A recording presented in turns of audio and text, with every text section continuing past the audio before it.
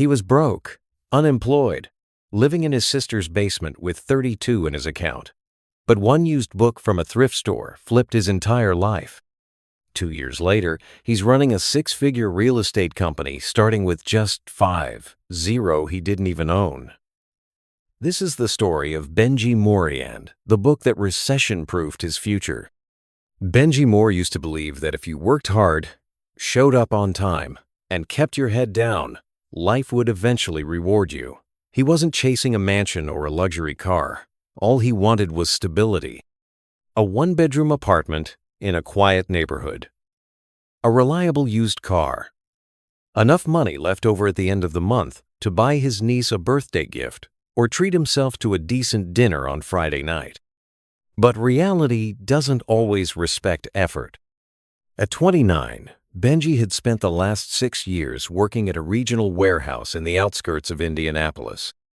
He handled freight shipments, worked overtime when asked, and even trained new hires without ever asking for a raise. He was the kind of employee bosses relied on and forgot to promote. Still, the job paid the bills. It wasn't glamorous, but it was steady. Until it wasn't. The layoffs started like distant thunder first, the temporary workers.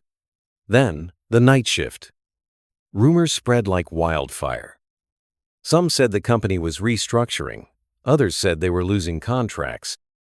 Benji tried to stay hopeful, but the writing was on the wall. One Monday morning, he was called into the supervisor's office. There was no ceremony, no apologies. Just a folded piece of paper, a final paycheck, and a thank you for his service.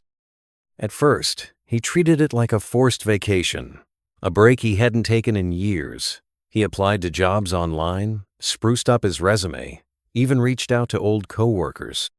But as the weeks passed, rejection emails piled up. No one was hiring in a town where the economy was already on life support. The pandemic had turned once thriving small businesses into shuttered storefronts. Friends he used to work alongside were now driving Uber, delivering groceries, or moving out of state. Benji's savings, never large to begin with, began to dwindle. He skipped meals to stretch the budget, kept the lights off during the day, and sold his PS4 just to make rent. But eventually, even that wasn't enough. The day he packed his last 2 garbage bags of clothes into the back of his dented Honda Civic and drove to his sister's house was the lowest point of his life. His sister, a single mom with 2 kids, welcomed him without judgment. She made space in her laundry room, the only room that didn't already have someone sleeping in it. Benji laid a thin mattress on the tiled floor beside the dryer and tried not to feel like a burden. Days blurred together. He applied for jobs. He was overqualified for janitor, gas station clerk, overnight stocker. Nothing. Each rejection chipped away at his confidence. He stopped answering texts from friends. He avoided going outside during the day. He'd lie on the floor at night, staring at the ceiling, wondering how he had ended up here, and more painfully, how he'd get out. But rock bottom has a strange way of clearing the noise. With nothing left to lose, Benji found himself asking different questions, not, "Why did this happen to me?" but, "What haven't I tried?" Not, "Who's going to hire me?" but, "What can I build?" One gray, drizzling Tuesday afternoon, he left the house just to get some air. He walked aimlessly, hands in his hoodie pocket, past shuttered storefronts and overgrown lawns. He turned a corner and saw the faded blue awning of a thrift store he hadn't noticed before. It wasn't Mucha's small shop wedged between a check-cashing place and a closed-down laundromat, but something about it pulled him in. He wasn't looking for anything, just killing time. But what he found on the dusty, sagging bookshelf in the back what he bought for $1.25 with the last cash he had in his wallet would flip his entire life upside down. The thrift store smelled faintly of old fabric and forgotten furniture. A ceiling fan spun overhead, doing little to stir the stillness. Benji wandered past cracked lamps, chipped mugs, and bins of tangled cords. His steps were slow. His thoughts heavier. He didn't expect to find anything useful in a place that time seemed to have abandoned. But in the back corner of the store, between a box of cassette tapes and a plastic bin labeled "One Books," something caught his eye. The cover was faded, the pages yellowed at the edges, but the title stopped him in his tracks. Recession, Proof Real Estate Investing. He almost put it back. Real estate? That felt miles away from his world. He was broke, unemployed, and sleeping next to a dryer. What did he know about property investing? But curiosity has a funny way of whispering louder when your pride is quiet. He flipped the book open somewhere in the middle and started reading, standing right there in the aisle. The author wasn't pitching quick wins or millionaire dreams. Instead, the tone was practical, almost blunt. It talked about how the best deals were made during downturns, not booms. That small-town properties, especially neglected ones, often held untapped value. That you didn't need hundreds of thousands of dollars to start, just knowledge, hustle, and the willingness to do the work yourself. It felt like the author was speaking directly to him, not to a Wall Street investor, not to someone with a trust fund, but to someone like Benji Moore, guy with calloused hands, a sharp eye, and nothing left to lose. He bought the book with the last $1.25 in his wallet. No tax, the cashier said with a smile, like the universe was cutting him a break. He tucked the book under his arm and walked home through a light drizzle, barely noticing the cold. That night, lying on his mattress beside the laundry machine, Benji read until 3 a.m. He devoured every chapter, marked up the margins with a pen he borrowed from his niece, scribbled down ideas in an old notepad. For the first time in months, he wasn't thinking about rejection or failure. He was thinking about potential. The book didn't sugarcoat anything. It warned about bad contractors, hidden repair costs, and deals that look good on the outside but rot underneath. But it also showed examples, real people who started small, fixed up rundown homes, and turned profits by flipping them. One woman started with a trailer home, another with a fire-damaged duplex. Each story lit a spark. Benji began seeing possibilities everywhere. That boarded-up house down the street? Maybe that was a future project. The overgrown lawn next to the gas station? Maybe there was a deal behind that jungle of weeds. But there was a catch. The book was clear. Education was only the beginning. Action was everything. And that's where fear tried to crawl back in. He had no money. No experience, no contacts in real estate. What could he possibly do with nothing but a paperback and a dream? Still, something inside him shifted. The kind of shift that doesn't scream, it settles deep and says, maybe I can. The next morning, he got up earlier than usual, poured a cup of burnt coffee from the half-functioning machine in the kitchen, and sat down with a notepad. He wrote at the top, "First property plan." He didn't know it yet, but that moment, pen in hand, belief barely forming, was the real beginning. Not the book, not the business. That exact moment when he decided that information wasn't enough anymore. It was time to move. And somehow, some way, he was going to find the 50 he needed to take the first step. Benji sat staring at the number on the page. 50. He had circled it 3 times in bold, like somehow that would make it more attainable. But it didn't. It just made it feel further away. He had 0 savings, no credit cards, no access to a home equity line.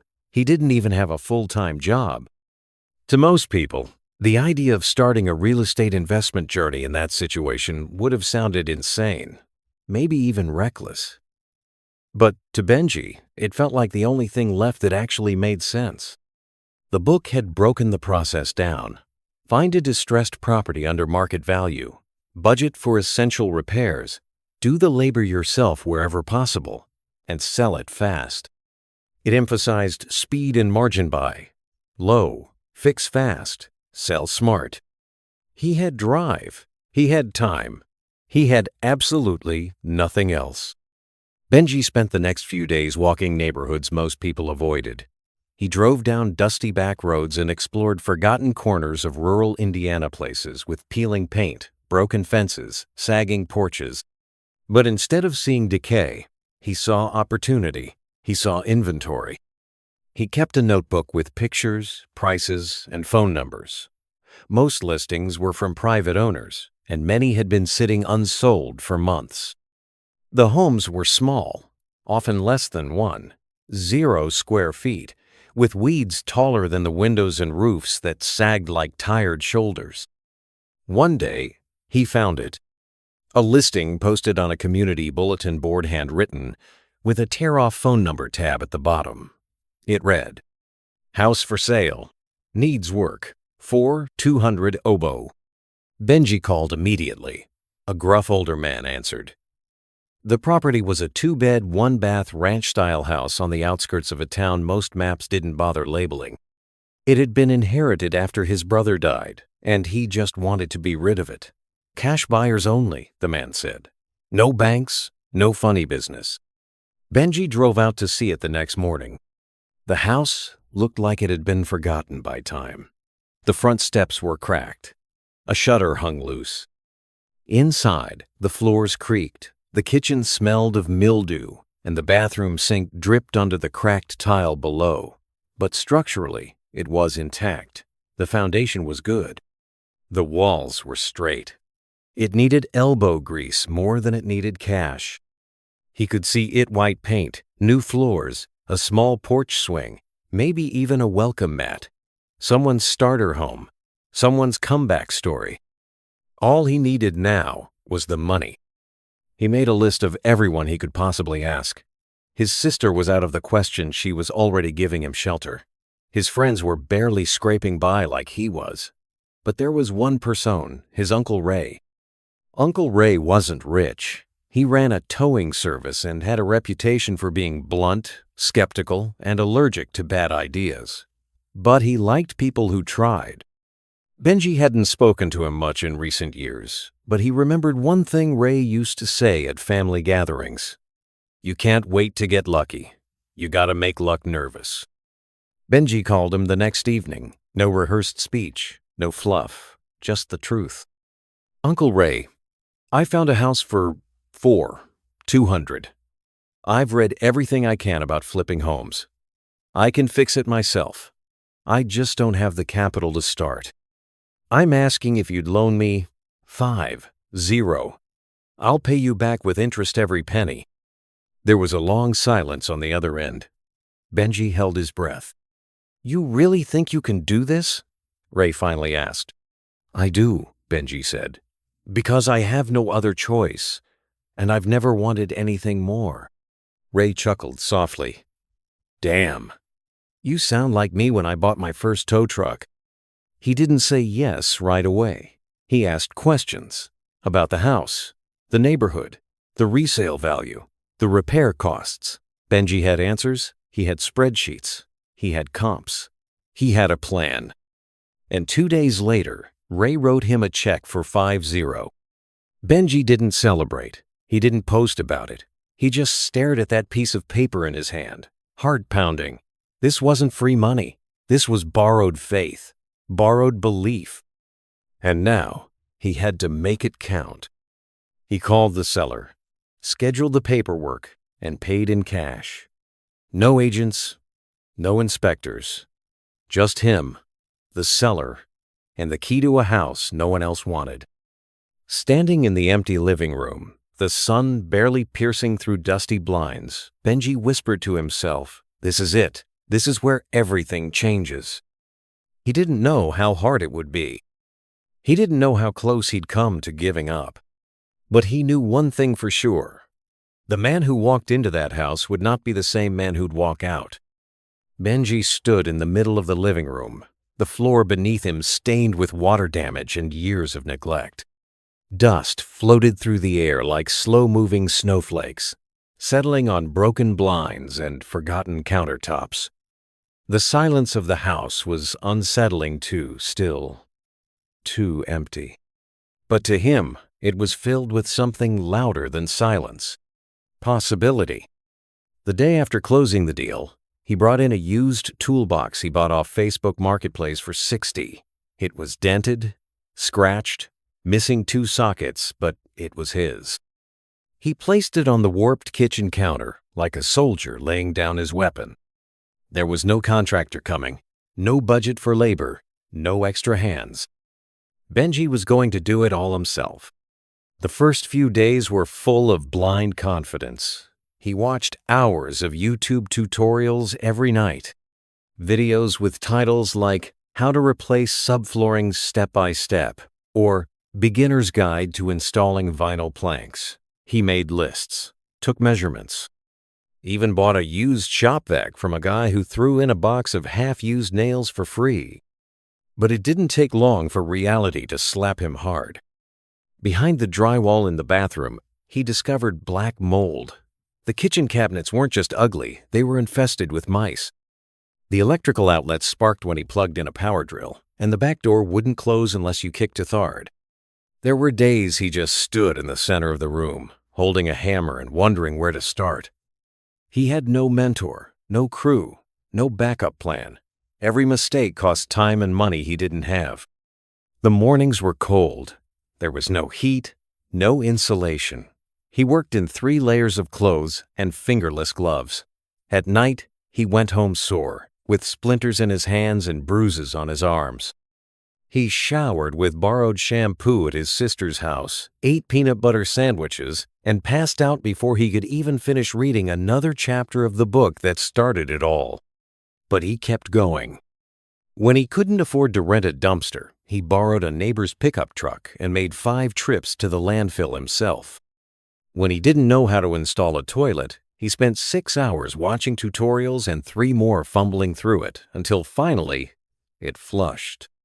He painted walls with rollers that left streaks, then sanded and repainted until it looked decent enough. And slowly, painfully, the house began to change. The walls, once stained yellow with time, turned crisp and white. The floors, once rotted and uneven, now glowed with cheap but clean laminate. The kitchen, gutted and rebuilt with second-hand cabinets, looked surprisingly warm under new light fixtures. He planted flowers out front, nothing fancy, just enough to make the place look like someone cared. It took him 6 weeks, 42 days of aching joints, frozen mornings, and occasional breakdowns in the car when no one was watching. But when it was done, when he stepped back and looked at what he had made, he didn't see the chipped corners or the uneven trim. He saw proof. Proof that he could finish what he started. He listed the house himself, took pictures with his old phone, wrote a description from the heart. Perfect starter home. Clean, quiet, full of potential, lovingly restored. He asked, 18-0 nervous it was too high, terrified it was too low. Within 5 days, he had 3 offers. He sold it for $17,500 cash to a young couple expecting their first child. They cried during the walkthrough. The woman touched the front door frame and said, "This is exactly what we prayed for." Benji didn't cry then, not until he got in the car and closed the door. It wasn't just the money, though. He finally had some. It was what it represented. He had taken something broken and made it whole. He had borrowed belief and turned it into something real. He paid his uncle back that weekend in full, with $500 extra. Uncle Ray didn't say much, just handed back the crumpled receipt, looked him in the eye, and said, "You're not the same kid who called me 6 weeks ago." Benji wasn't. He knew how to use a jigsaw now. He knew how to level a floor. But more importantly, he had tasted what it felt like to build something out of nothing. And he wasn't going back. That night, sitting in the parking lot of a diner with a burger in one hand and a notepad in the other, Benji wrote 3 words on the first line of a new page. House, to plan. The grind wasn't over. It was just beginning. Benji didn't waste a single day. The morning after he handed the keys to the young couple, he was already back on the road coffee in a foam cup, notepad on the passenger seat, and a new kind of fire in his chest. It wasn't adrenaline. It wasn't desperation. It was discipline. He knew now what to look for: bad siding, overgrown grass, years of silence on the tax records. He had learned to love the signs that scared others away. Every sagging roof was a blank canvas. Every rusted doorknob held a question. Can you bring this back to life? Within 2 weeks, he found his next target. This one was worse than the first. The roof had caved in over the back bedroom. The kitchen floor was soft from water damage. The bathroom had no toilet, just a gaping hole in the tile where one used to be. But it was 6-0 cash. Benji didn't even flinch. He took 7-0 from the sale of House 1 and bought the new place outright.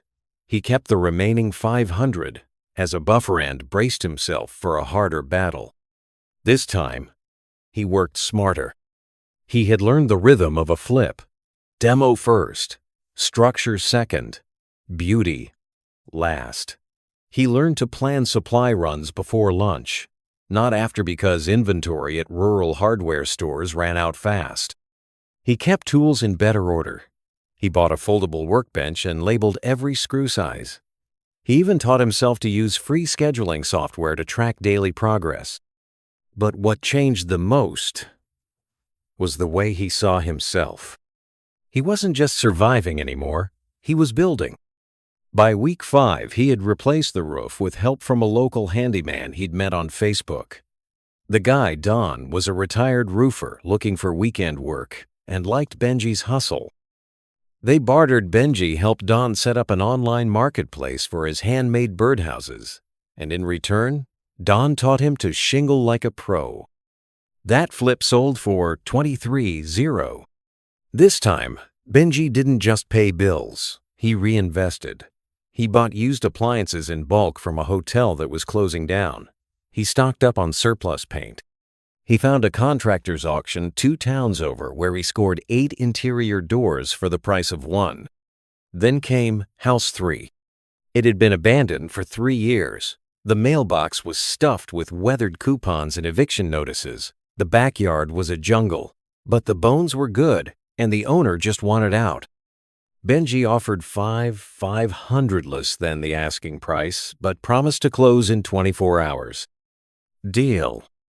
This one took longer, nearly 8 weeks. He had to gut the plumbing and bring in a licensed electrician, which nearly drained his reserve funds. But when he sold it for $26,500, he crossed a line he never imagined. Profit margins that looked like real money. By now, word had started to spread. The local postman asked what Benji was doing with all these old houses. The gas station clerk asked if he needed help painting. One of Benji's former coworkers slayed off from the same warehouse months earlier called and said, "Man, I'll clean toilets if it means working again." So, Benji hired him. $12 an hour, under the table at first. They patched drywall, hauled junk, and shared microwave lunches. It wasn't glamorous, but it was honest. It was progress. With 3 flips under his belt, Benji finally let himself do something bold. He filed paperwork for an LLC. Moore Rural Homes. The name wasn't flashy. It wasn't designed by a branding firm. It was handwritten on a legal pad filed at the county office by a guy still wearing paint-stained jeans. But it was his. He opened a separate business bank account, bought magnetic decals for his truck, even printed business cards from a self-serve kiosk at the library. More importantly, he stopped calling what he did luck. This was a system, a process, a repeatable model built not on theory, but on sweat, mistakes, and drywall dust. By the end of year 1, Benji had flipped 5 houses, all in towns most realtors ignored, all using his own hands, recycled materials, and a deep respect for what a house could become if someone just cared enough to fix it. He wasn't rich. He was working. But now, he was working for himself. And for the first time in his adult life, he didn't feel like he was running from something. He was running toward something. A dream he hadn't even known how to describe 6 months earlier now, coming into focus, one front porch at a time. By the time Benji flipped his 7th house, he had stopped thinking like a handyman and started thinking like a developer. But not the kind who chased skyscrapers or shiny condos in downtown cities. Benji was building something quieter, slower, but no less powerful. He was carving out a corner of the world that most people overlooked. The places where time had stalled and opportunity was buried under broken porches and tall grass. Small towns. Forgotten towns. His kind of towns. He realized something that the book hadn't spelled out, but that life had taught him. Big profits don't always come from big cities. They come from big problems waiting to be solved. And in rural America, the problem was painfully obvious. Not a lack of land, not a lack of demand, but a lack of livable, affordable, decent homes. Benji began building a system that worked within the rhythms of these places. He started focusing on 3 key pillars. 1. Speed over polish. He didn't waste weeks on high-end finishes. His buyers weren't looking for granite countertops. They wanted clean floors, working plumbing, and a warm place to raise their kids. 2. Volume over margin. He stopped aiming for the biggest flip each time. Instead, he aimed for consistency. Buy cheap, fix smart, sell fair, then repeat. 3. Local over outsourced. He hired help from within the community, people who'd been laid off, who needed a second chance, just like he once did. He trained them, paid them fairly, and in return, they worked like the homes were their own. Soon, people started noticing. Local realtors began calling him when distressed properties hit the market. A banker offered him a small line of credit, impressed by his track record. A former school teacher turned investor asked if she could partner with him on a flip in exchange for a share of the profit. Benji said yes, but only if she showed up and painted one of the bedrooms herself. She did. What started as a solo hustle now had structure. More Rural Homes was no longer just a name on paperwork. It was real, with tools, trucks, projects, and people. His small crew had grown to 5. Jamal, his first hire, now led cleanup and logistics. Martha, a single mom with a background in accounting, helped track expenses and materials. Don, the retired roofer, still showed up twice a week, even when Benji told him to take the day off. And Benji? He moved from hands-on labor to managing deals, walking properties, negotiating offers, and mentoring. But even as the company grew, Benji stayed grounded. He refused to cut corners. He still personally inspected every house before the sale. He shook hands with buyers, gave them his personal number, and said, "If anything doesn't feel right in the first 30 days, call me. I'll make it right."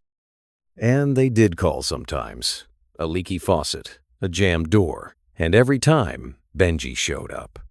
Not because he had taboo, because he remembered what it felt like to live in a house where nothing worked and no one cared. Each home they restored became more than a sale. It became a story. A new chapter for someone who thought they were stuck in the last one. In 1 year, they had flipped 12 properties. In 2 years, 27. All in counties where the median home price barely broke 6 figures. All in towns where big investors never looked twice. And slowly, something beautiful began to happen. Neighborhoods that had gone quiet started to stir. Lawns were mowed again. Kids rode bikes past houses that once stood boarded up. Front porches got fresh coats of paint. Community gardens returned. Benji hadn't just built a business. He had helped revive dignity. In the town where he bought his first house, the mayor sent him a handwritten note. "Thank you for reminding us what potential looks like." Benji framed it, not for ego, but as a reminder that when you build in forgotten places, You don't just flip houses. You flip lives. Looking back, Benji sometimes shakes his head. Not in disbelief, but in deep understanding. Because the truth is, the story wasn't magic. There was no secret investor, no viral moment, no shortcut. It was just a guy who was broke, scared, and tired of waiting for life to change. A guy who found one used book in a thrift store and decided that maybe, just maybe, it wasn't too late to start over. So what did Benji really learn? He learned that resources matter, but resourcefulness matters more. He didn't have money, but he had time. He had curiosity. He had Google and a will that refused to die. He turned YouTube tutorials into blueprints. He turned his old car into a job site shuttle. He turned rejection into fuel. He learned that you don't need permission to rebuild your life. You just need a reason.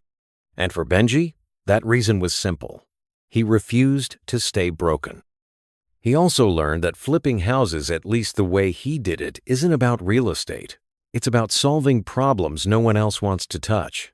It's about seeing value in what others walk past. It's about rebuilding more than wall sits, about rebuilding belief. And, perhaps most importantly, he learned that you don't need to be in a booming city or chase hot markets to win. In fact, the best opportunities are often hiding in the quiet corners, the small towns, the forgotten zip codes, places where people still wave from their front porch and where homes still hold heart. Today, the market has changed. Prices rise and fall. Materials cost more. Interest rates fluctuate. But one thing hasn't changed. There will always be neglected homes. There will always be overlooked communities. There will always be people looking for a second chance, both in life and in real estate. And there will always be room for someone willing to do what others won't. Show up, get dirty, and build anyway. If you're listening to this and thinking, but I don't have 5, 0, I don't have tools, I don't know where to begin, remember this. Neither did Benji. He didn't start because he had it all figured out. He started because he didn't want to keep standing still. And that one step imperfect, unqualified, uncertain was the first brick in something bigger than he imagined. So maybe today isn't about flipping a house. Maybe it's about flipping a belief. That you're too late. That it's too hard. That people like you don't get to rebuild. Because they do. Benji Moore did. And if you've made it this far in the story, maybe deep down, you're ready to flip something too. Thank you for listening. If this story lit a spark in you, don't let it go out. Maybe your next step is reading a book. Maybe it's walking a neighborhood. Maybe it's simply believing that change is still possible, because it is.